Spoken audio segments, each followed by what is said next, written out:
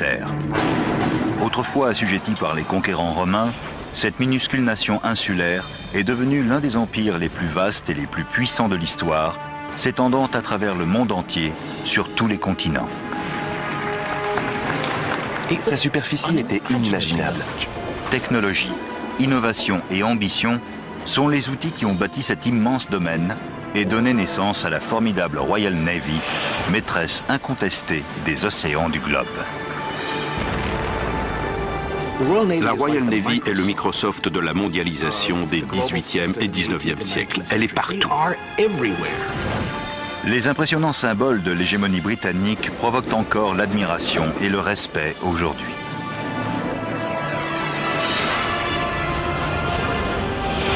Mais c'est un empire qui plonge ses racines dans l'orgueil, le sang et une volonté implacable de conquête.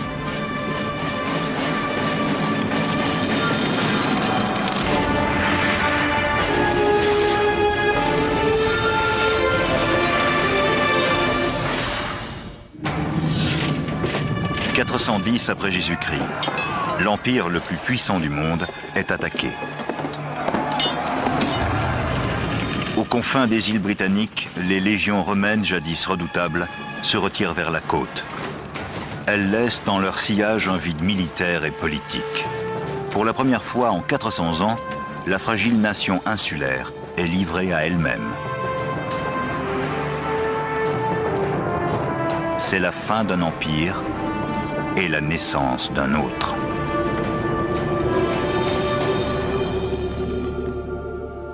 Le soleil ne se couche jamais sur l'Empire britannique.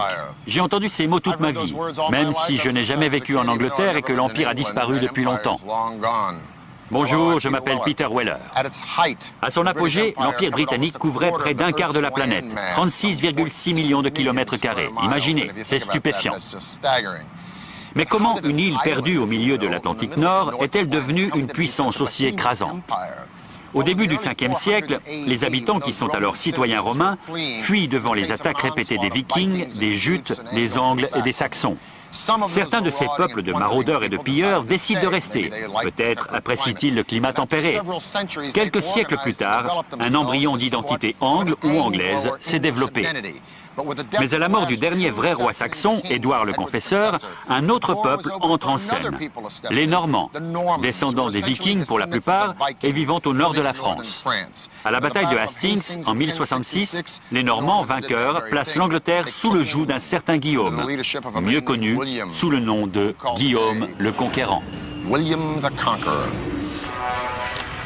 Assoiffé de pouvoir, Guillaume ne recule devant rien pour s'emparer du trône. Pour conquérir un pays comme l'Angleterre, il ne fallait pas être une personne sensible. Il fallait être un chef inflexible, et il l'était. C'était un homme brutal. En 1066, Guillaume passe à l'action. Il rassemble une armée de Normands et débarque sur les côtes anglaises. Pendant des heures, ses forces affrontent violemment celles du roi Harold dans un combat sanglant près de la ville côtière de Hastings. À la fin de la journée, en une bataille, Guillaume a conquis l'Angleterre.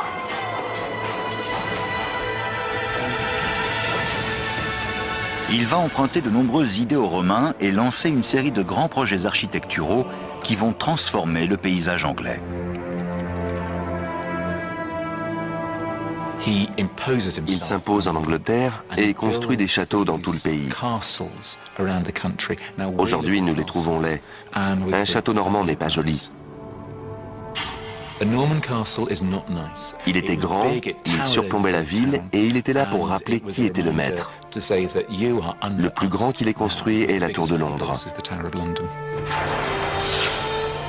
Guillaume bâtit la Tour de Londres pour intimider. Sur la rive de la Tamise, il choisit le site d'un ancien fort romain. Le nouveau château, construit sur ses anciennes fondations, perpétue un héritage de pouvoir et de gloire.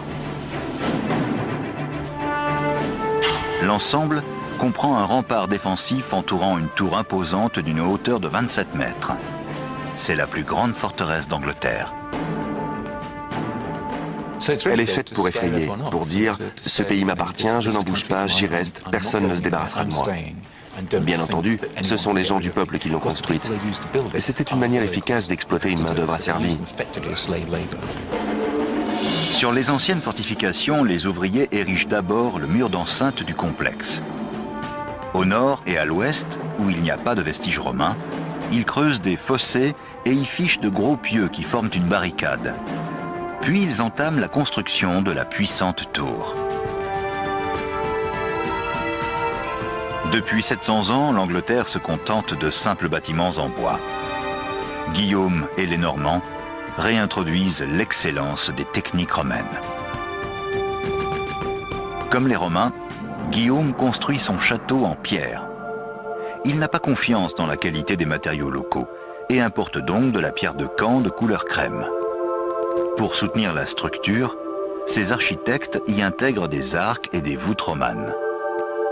À l'intérieur de la majestueuse cathédrale, les ouvriers construisent des séries de voûtes en berceaux entrecroisées appelées voûtes d'arête, qui reposent sur 4 piliers et ouvrent un espace immense où la lumière naturelle vient éclairer l'intérieur monumental. C'était un exploit pour l'époque.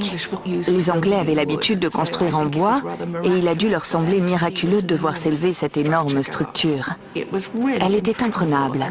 Les murs étaient incroyablement épais avec de toutes petites ouvertures sur l'extérieur. La redoutable forteresse sert de résidence royale, de château fort et de prison. À l'intimidation s'ajoutent de violentes représailles contre quiconque ose défier le roi. Ce sont des hommes armés qui viennent vous attaquer sur vos terres, sur votre seuil. Ils vous chassent de chez vous, ils réduisent votre maison en cendres, ils brûlent vos récoltes pour que vous n'ayez plus rien.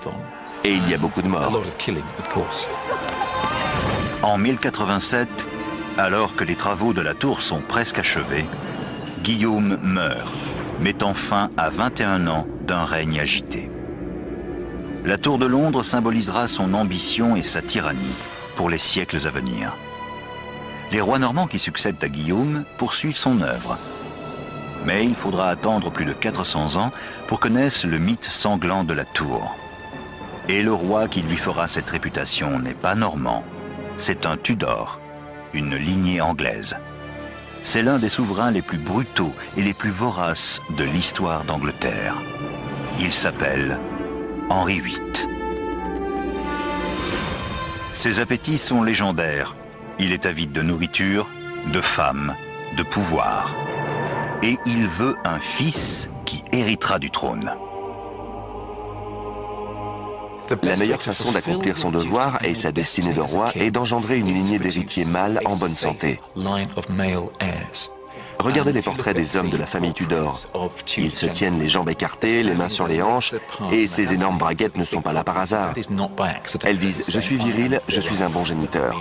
Un fils est donc signe de virilité. » Catherine d'Aragon, sa femme, ne lui ayant pas donné de fils, Henri s'éprend d'une de ses dames d'honneur, la séduisante Anne Boleyn. Il tombe passionnément amoureux d'Anne Boleyn. Il est fou de désir pour elle car c'est une femme très sexy. Et elle le sait. Il n'y a qu'un problème. Comment se débarrasser de son épouse? En dehors du meurtre, bien sûr, la seule solution, c'est le divorce. Mais le pape refuse de lui accorder le divorce et le roi entre en fureur. Puisqu'il n'est pas maître de la religion en son pays, il la changera, tout simplement. Il coupe tout lien avec Rome et se nomme chef de la nouvelle église d'Angleterre. À présent, Henri a le pouvoir absolu dans son royaume. Il divorce de Catherine et fait d'Anne sa reine. Mais elle non plus ne réussit pas à lui donner un fils et se retrouve accusée d'adultère. On en fait une affaire des plus scandaleuses. On dit qu'elle n'a pas une simple liaison, mais plusieurs à la fois, que des orgies ont lieu au palais, et Henri ne demande qu'à y croire. Henri fait arrêter Anne et l'enferme dans une tour de Londres qui a pris de l'ampleur. L'ensemble derrière sa façade impénétrable couvre à présent plus de 7 hectares. La barricade de bois a été rallongée et remplacée par d'épais murs de pierre. Une succession de tours renforce leur solidité et leur stabilité. À l'intérieur du rempart extérieur, un autre mur a été construit pour établir une deuxième ligne de fortification. Un fossé creusé autour du périmètre et rempli d'eau forme une douve. Avec ces défenses supplémentaires, le complexe de la tour est pratiquement inexpugnable. Sous le règne impitoyable de Henri VIII, la forteresse devient le théâtre d'une débauche de violence, à la fois prison célèbre, donjon et lieu d'exécution de ses nombreux ennemis. Anne y attend son sort, la mort par décapitation. Les exécutions à la hache n'étaient pas belles à voir. Bien souvent, un seul coup ne suffisait pas. Mais Anne Boleyn a eu droit à un traitement de faveur. Tu auras ce qui se fait de mieux, ma chérie. Au lieu de la décapiter à la hache, ce sera fait bien proprement à l'épée. Le 19 mai 1536, Anne est conduite dans une cour privée à l'intérieur de l'enceinte de la tour. D'un seul coup de lame, le problème de Henri est réglé. Mais le désir de descendance mâle du roi fait partie d'une quête plus ambitieuse. Depuis le début de son règne, il nourrit un rêve de gloire suprême, faire de l'Angleterre un empire. Henri a toujours eu derrière la tête l'idée d'un royaume s'étendant dans toute l'Europe et au-delà. Sa grande vision, son rêve, son ambition majeure était de créer un empire. La décision de Henri le place directement sur la trajectoire des deux superpuissances européennes, l'Espagne et la France. Son plan d'attaque, couvrir les mers d'armes de destruction massive flottantes.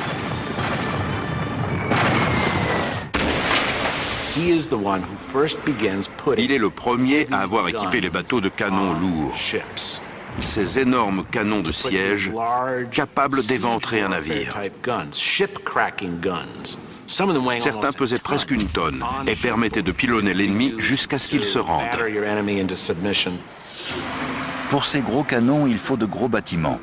Henri ordonne à ses ingénieurs navals de construire une flotte impressionnante. Son joyau, le vaisseau amiral, est l'un des premiers navires de guerre du monde. Il s'appelle le Mary Rose. Le Mary Rose illustre parfaitement la mentalité des stratèges navals de l'époque. Mettre sur le pont un maximum de canons lourds pointant dans toutes les directions. C'est à ça que le Mary Rose était destiné, devenir un porte-canon. Le Mary Rose présente une avancée technologique majeure en matière militaire, les sabords. Des ouvertures sont percées dans les flancs du navire et munies de couvercles rabattables. Elles permettent aux canons d'être positionnés et mis à feu depuis les côtés. Les ingénieurs navals peuvent à présent créer des ponts uniquement destinés à l'artillerie. Ce surplus d'armement fait du Mary Rose une machine à tuer. C'était une grande révolution dans la construction navale.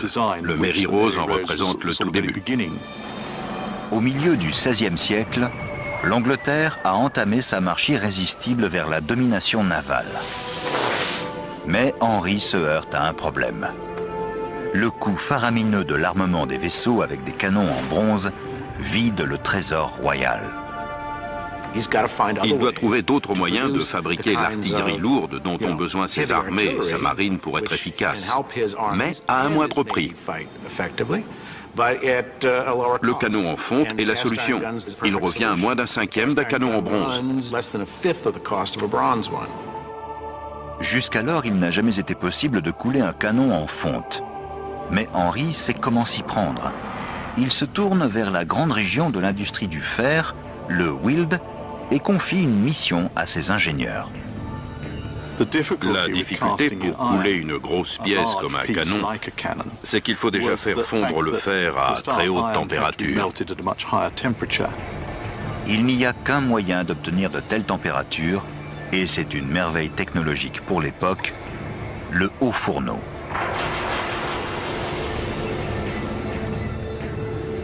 Les ouvriers chargent du charbon de bois et du minerai de fer par le gueulard d'un fourneau en pierre de 6 mètres de haut. Une roue à eau actionne un grand soufflet qui injecte de l'air dans le feu et favorise sa combustion jusqu'à ce qu'il atteigne la température de fusion du fer pur, 2200 degrés.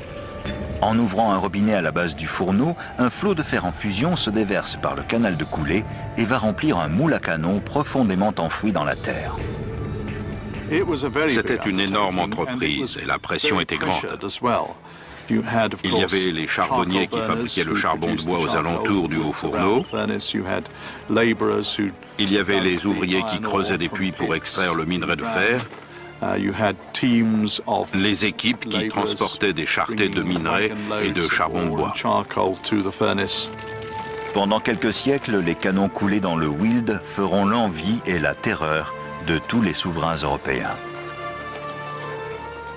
Le bouleversement a été radical. L'Angleterre a acquis une puissance et un avantage technologique avec lesquels aucun pays d'Europe ne pouvait rivaliser. En 30 ans à peine, Henri a fait de sa marine une arme de choc. Mais il ne vit pas assez longtemps pour voir son rêve de conquête se réaliser. Bouffi d'obésité, il est trahi par son appétit gargantuesque. Il meurt en janvier 1547, léguant un souvenir de brutalité et d'innovation qui perdure à travers les siècles. Son règne a semé la graine qui engendrera un jour un puissant empire.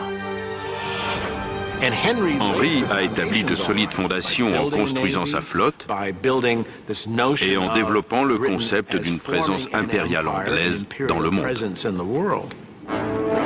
Au cours des 150 ans suivants, soutenu par la puissance croissante de sa marine, l'Empire britannique va s'étendre par la colonisation et la conquête.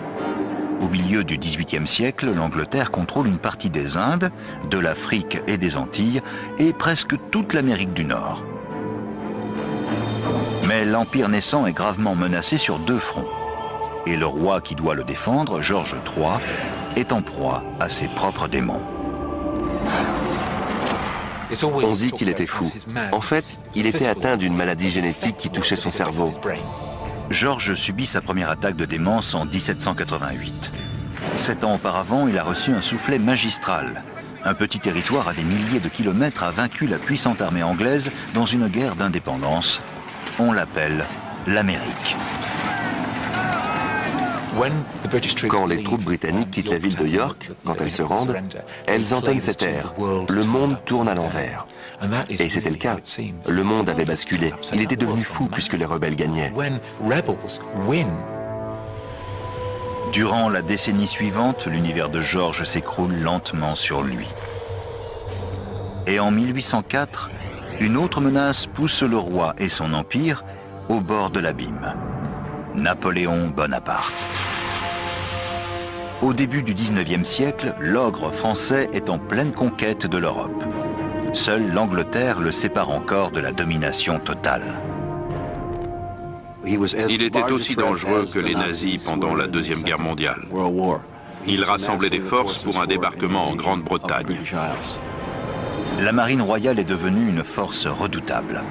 En 1805, elle affronte la flotte napoléonienne lors de la célèbre bataille de Trafalgar. Grâce à des tactiques audacieuses et aux navires les plus sophistiqués de leur temps, l'Angleterre écrase les flottes françaises et espagnoles. Trafalgar confirme la position de l'Angleterre comme puissance maritime suprême. Les Britanniques sont les maîtres incontestés de la technologie navale. En 1815, au moment de la défaite finale de Napoléon, George III est constamment en proie à la démence et n'est plus qu'un simulacre de souverain. Il a perdu l'esprit, il est aveugle, il erre dans les couloirs du château de Windsor, il faut le nourrir comme un bébé. Il a la barbe et les cheveux longs et il ne sait pas quel jour on est. C'est très triste. C'est l'époque où la suprématie de sa technologie navale est en train de faire de l'Angleterre une superpuissance. Mais c'est une autre branche de sa supériorité technique qui va porter l'Empire britannique à l'hégémonie mondiale. Le 19e siècle ouvre une période d'inventivité technologique telle qu'on n'en avait pas connue depuis les Romains.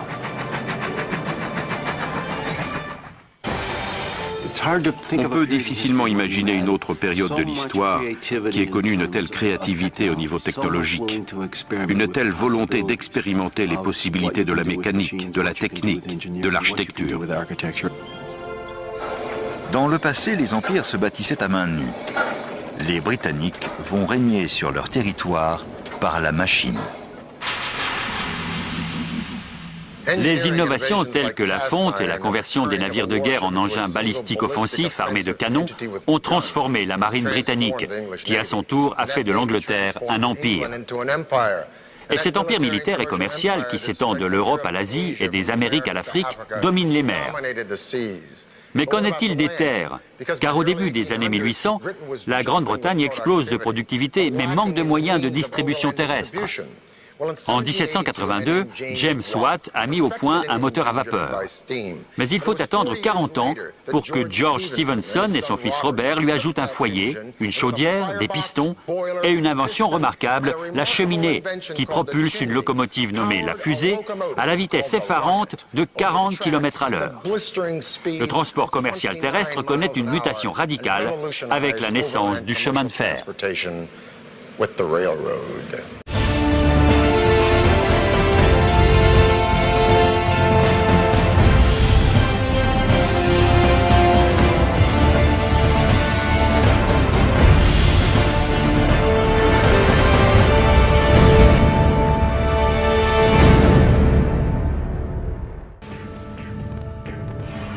La fusée n'est pas la première locomotive, mais ses caractéristiques techniques prouvent que la propulsion à vapeur représente l'avenir. Le secret de sa vitesse est dans son moteur. Une série de tuyaux de cuivre transporte les gaz chauds d'un foyer alimenté au charbon jusqu'à une chaudière où l'eau est portée à ébullition. La vapeur ainsi créée s'élève sous un dôme et passe dans le cylindre à travers une soupape. La pression intense exercée par la vapeur actionne une tige de piston reliée aux roues de la locomotive, ce qui la fait avancer. En évacuant la fumée d'échappement par une cheminée plutôt que par le cylindre, l'air frais est aspiré dans le foyer et maintient la combustion. Avec une telle sophistication, la fusée peut atteindre une vitesse prodigieuse. De toutes les locomotives inventées à l'époque, c'est celle qui ressemble le plus à une vraie. Elle sera améliorée bien des fois, mais cette machine de base deviendra la locomotive du 19e siècle.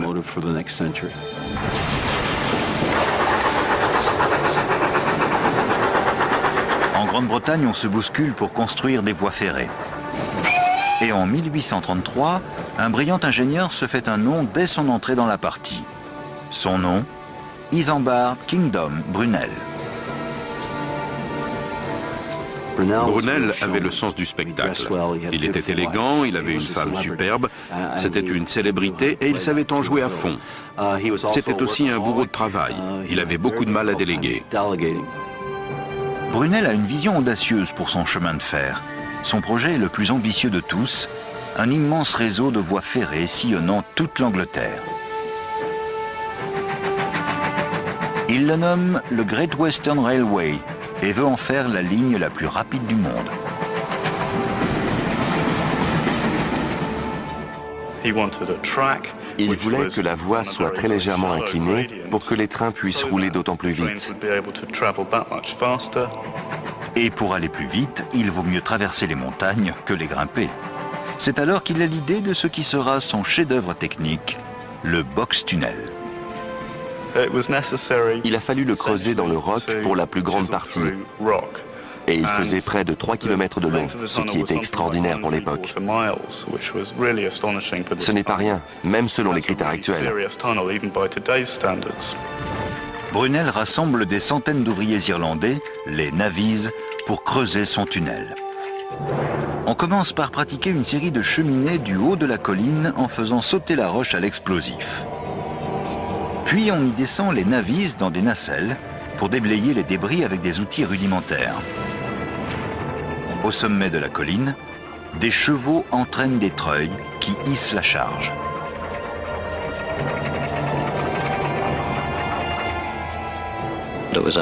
C'était une méthode longue, pénible et parfois dangereuse. Il y a eu des morts durant la construction du box-tunnel. Il y avait beaucoup de poussière et de crasse, et lors des explosions, des projections de roches. Le tunnel sera terminé 4 ans plus tard au prix de 100 vies humaines. La ligne est ouverte depuis 1841 et les trains traversent encore le box-tunnel aujourd'hui. Très vite, la fièvre ferroviaire déclenchée par Brunel s'étend au reste de l'Empire, resserrant l'étau de l'Angleterre sur la planète. Au milieu du 19e siècle, le chemin de fer, d'abord en Angleterre puis partout où il se développe, est la source de merveilles incroyables. Les locomotives sont énormes, bruyantes et sales. Elles représentent la puissance et la vitesse, la conquête de l'espace et du temps. Elles sont terriblement impressionnantes. L'éclatant succès du chemin de fer donne à la Grande-Bretagne des décennies d'avance technologique sur le reste du monde. L'Empire marche à grands pas vers son apogée. Mais un terrible coup du sort va l'ébranler jusque dans ses fondements.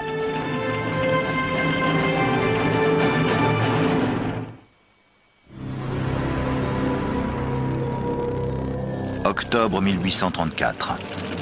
Perçant l'obscurité de la nuit londonienne, un violent incendie ravage le palais de Westminster, cœur de l'Empire britannique. Depuis des siècles, cet ensemble de bâtiments en est le centre de commandement et le symbole majestueux de son pouvoir. Des milliers d'habitants contemplent avec horreur et incrédulité les flammes qui dévorent le palais, en se demandant ce qu'il va advenir de leur État tout-puissant. L'incendie de 1834 porte un coup dévastateur au centre exécutif de l'Empire. Le palais de Westminster avait tenu bon contre vents et marées depuis la fin du XIe siècle et Guillaume le Conquérant. Devant les ruines, la population se demande si le Parlement s'y réunira à nouveau, si ses membres pourront un jour revenir voter entre ces murs magnifiques qui ont vu la naissance des usages de la politique moderne. On nomme donc une commission royale pour en décider. Et la commission décide de reconstruire le Parlement au même endroit. Ce qui soulève une question plus épineuse. Quel style doivent avoir les bâtiments? Néo-gothique, français, italien ou anglais? Dans la perpendicularité chère aux Élisabétains ou la Renaissance anglaise. Durant 2 ans, une sorte de guerre civile fait rage, jusqu'à ce qu'en 1836, la Commission choisisse une proposition parmi 97, le plan d'un nommé Charles Barry, passionné par la Renaissance italienne. En y mariant des éléments néo-gothiques, il nous a donné ceci, le palais de Westminster que nous connaissons, un melting pot architectural, mais un superbe melting pot.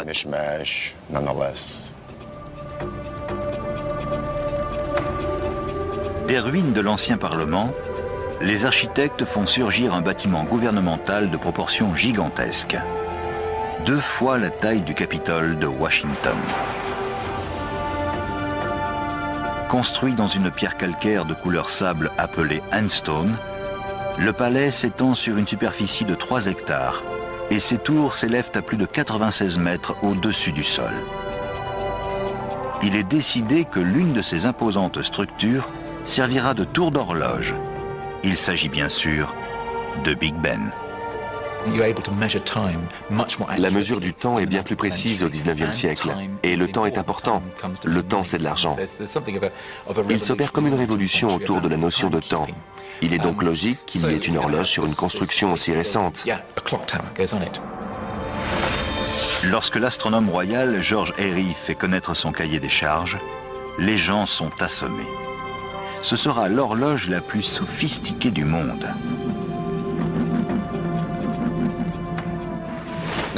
Airy a des exigences très précises. Par exemple, l'horloge doit être exacte à 1 seconde près par période de 24 heures. De plus, les rapports d'exactitude doivent lui être télégraphiés à l'observatoire de Greenwich sur la Tamise 2 fois par jour.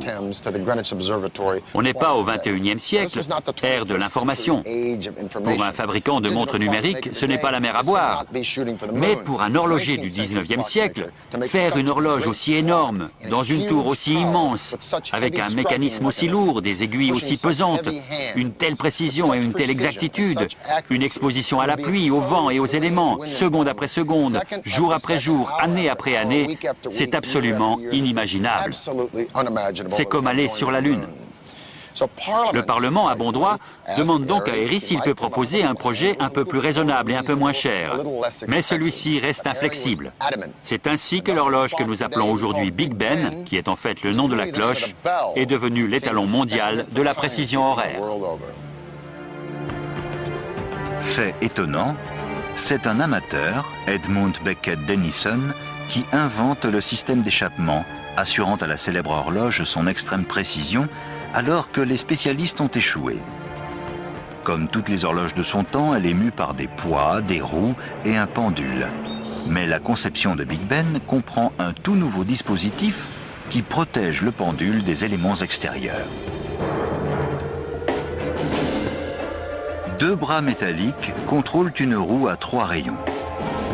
À chaque oscillation du pendule, un des bras s'ouvre et la roue tourne d'un cran, ce qui régule le mouvement de l'horloge. Lorsque la pluie ou la neige alourdissent les aiguilles, les bras isolent le pendule qui continue à osciller sans en être affecté. Et pour la régler, les horlogers n'ont qu'à puiser dans leur poche.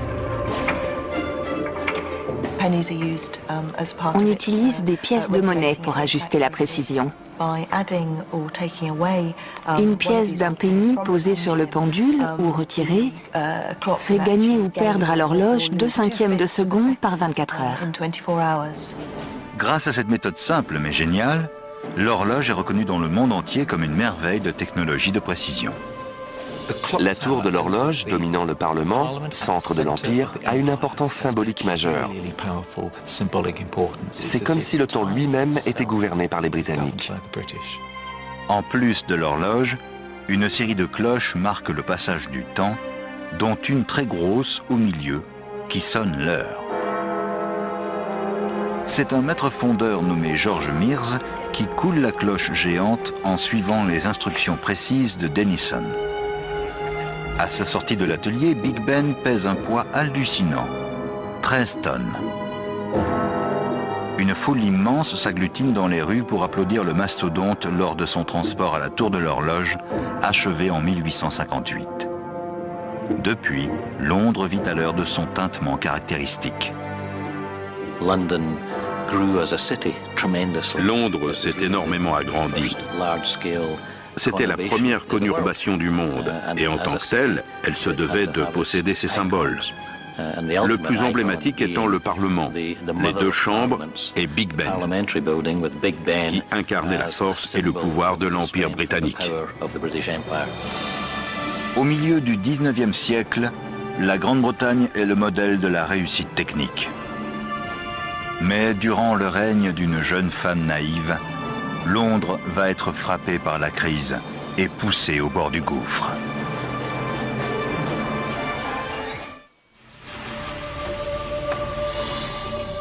En 1837, une adolescente prend les rênes de l'empire le plus puissant du monde.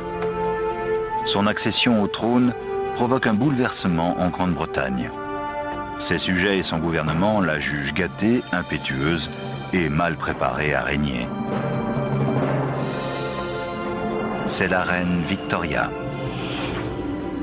Elle n'avait que 18 ans quand elle est montée sur le trône et ses 2 premières années de règne ont été dures. Elle était très impopulaire. Rien ne laisse présager que cette jeune fille immature va devenir le symbole vénéré de l'immense pouvoir de l'Empire.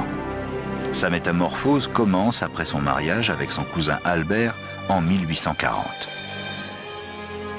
Elle est tombée amoureuse au premier regard. Toute sa vie, elle voudra s'appuyer sur quelqu'un au sens métaphorique et littéral. Albert est capable de la prendre par la main. Il l'aide à grandir. L'Empire couvre à présent la planète, de l'Amérique du Nord à l'Australie. Albert et Victoria imposent l'excellence à leurs ingénieurs car ils savent que les percées technologiques sont cruciales pour l'Empire en expansion. Et aucune ne l'est davantage que la récente invention du télégraphe. C'était un empire qui s'étendait littéralement sur le monde entier. On disait que le télégraphe électrique annihilait l'espace et le temps. L'industrie du télégraphe prend le monde d'assaut, et c'est la Grande-Bretagne qui mène la charge. Au milieu du 19e siècle, plus de 155 000 km de câbles en acier torsadé sont posés. On peut désormais envoyer un message de Grande-Bretagne aux Indes en quelques heures. C'est la toute première autoroute de l'information. Grâce à elle, l'Empire assoit son pouvoir plus efficacement que jamais. C'était un exploit extraordinaire, c'est indiscutable. Ce n'était tout simplement pas concevable avant qu'ils le fassent. Si les avancées techniques soudent l'Empire, elles déclenchent également un boom industriel sans précédent. Les paysans envahissent les villes pour profiter des offres d'emploi. La productivité atteint des sommets, tout comme la population de Londres, centre névralgique de l'Empire.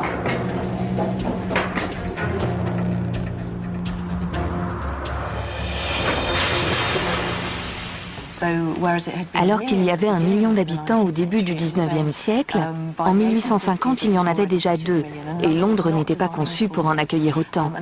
La surpopulation était terrible, les gens vivaient comme des poules en cage. Avec le surpeuplement, les problèmes sanitaires se répandent comme une traînée de poudre. Les ordures sont jetées dans des égouts faits pour la pluie, les remplissant d'eau usée qui se déverse directement dans la Tamise. La situation est mûre pour un désastre. On pourrait penser que la Tamise, un grand fleuve, était l'idéal pour se débarrasser des déchets. Malheureusement, c'était aussi sa réserve d'eau. On y jetait les ordures de 2 millions d'habitants qui en buvaient l'eau ensuite.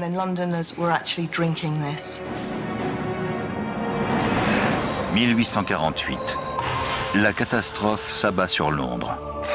Une épidémie de choléra balaie la ville congestionnée, faisant plus de 14 000 morts. 3 ans plus tard, une deuxième vague fait 10 000 victimes de plus. Les cimetières s'emplissent de cadavres. La ville la plus moderne de son temps affronte une situation qui ne s'était pas présentée depuis la grande peste du Moyen-Âge. En l'espace de 30 ans, plus de 30 000 Londoniens sont morts du choléra. L'épidémie se répandait par le réseau de distribution d'eau polluée. C'était choquant. Il faut agir. L'Angleterre fait appel à un ingénieur nommé Joseph Bazalgette. Sa solution révolutionne l'urbanisme. Avec des milliers d'ouvriers, il va construire le réseau d'égouts le plus avancé de l'époque. Son projet novateur est d'installer des collecteurs géants de chaque côté de la Tamise, parallèlement au fleuve. Ces canalisations principales seront connectées à plus de 2000 km d'égouts plus anciens, afin de collecter les détritus et de les détourner du fleuve. L'ingéniosité du système, c'est qu'il utilisait la gravité dès que possible pour évacuer les déchets de Londres. Les canalisations étaient inclinées. Là où la gravité ne suffit pas à charrier le flot, Bazalgette construit de grosses stations de pompage. D'énormes pompes à vapeur y soulèvent les eaux usées jusqu'au niveau où la pente est à nouveau suffisante. Les collecteurs guident les déchets vers 2 profonds réservoirs où ils sont entreposés puis libérés à marée haute afin que la nature les dégrade proprement. Le réseau d'égouts était une des merveilles du 19e siècle. Il a fallu poser 300 millions de briques et déplacer des tonnes de terre. C'était une tâche colossale, géniale, stupéfiante. Cette prouesse technique fait de Londres la toute première métropole moderne. L'Europe admirative jalouse sa conception. Mais les épidémies ne sont pas la dernière crise du règne de Victoria. Si on lit Les Temps difficiles, Oliver Twist, David Copperfield ou n'importe quel autre chef-d'œuvre de Charles Dickens, on a une idée du terrible surpeuplement de Londres au XIXe siècle. Conséquence de cette horreur, la circulation est épouvantable. C'est un chaos de piétons, de chevaux, de voitures et de chariots transportant de tout, du foin jusqu'aux articles de quincaillerie. Le pont de Londres est si congestionné par le trafic venant du sud que la ville semble étouffée par son propre succès. Elle a besoin d'un deuxième pont, mais un pont classique aurait bloqué les gros navires marchands remontant le fleuve jusqu'au port. Non, ce dont Londres a besoin, c'est d'un pont basculant, comme celui-ci. Ce sera le plus grand et le plus sophistiqué des ouvrages d'art. Son nom, le Tower Bridge. Son ossature métallique recouverte de pierre s'harmonise avec la tour de Londres toute proche. À la construction, les bascules de 1200 tonnes sont mues par des moteurs à vapeur qui font tourner des roues à pignon sur un axe en acier fixé aux poutrelles extérieures. La rotation entraîne un solide pivot qui soulève la structure. Les bascules se redressent à un angle de 83 degrés, permettant ainsi le passage des navires. Il ne fallait qu'1 minute pour lever le tablier. C'était une prouesse technique extraordinaire.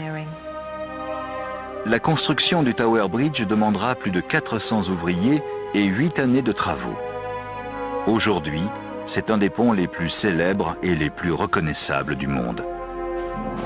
Albert, véritable force motrice de ces innovations techniques, ne vivra pas assez longtemps pour les voir en œuvre. Sa mort en 1861 anéantit Victoria. La reine Victoria a sombré dans le désespoir le plus profond. Durant près de 10 ans, la reine s'isole de tous.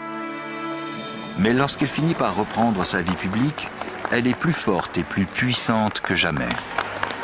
L'adolescente immature s'est muée en souveraine moderne et prend la place qui lui revient en tant que dirigeante de l'Empire britannique. On érige des statues à son image dans le monde entier.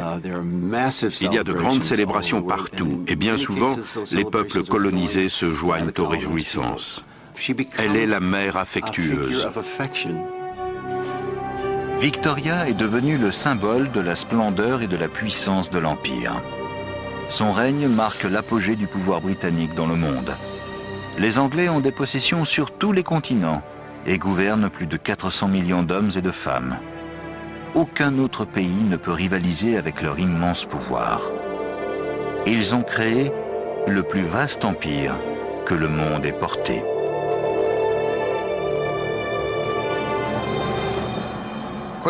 La reine Victoria meurt en 1901, à l'aube du XXe siècle.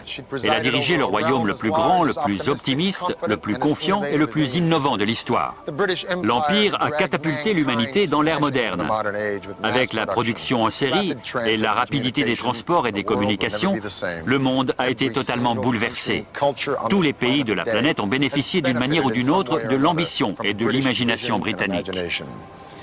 Peut-être que le soleil a fini par se coucher sur l'Empire britannique, mais au regard des miracles de l'ère moderne, il n'a jamais été aussi brillant. C'était Peter Weller.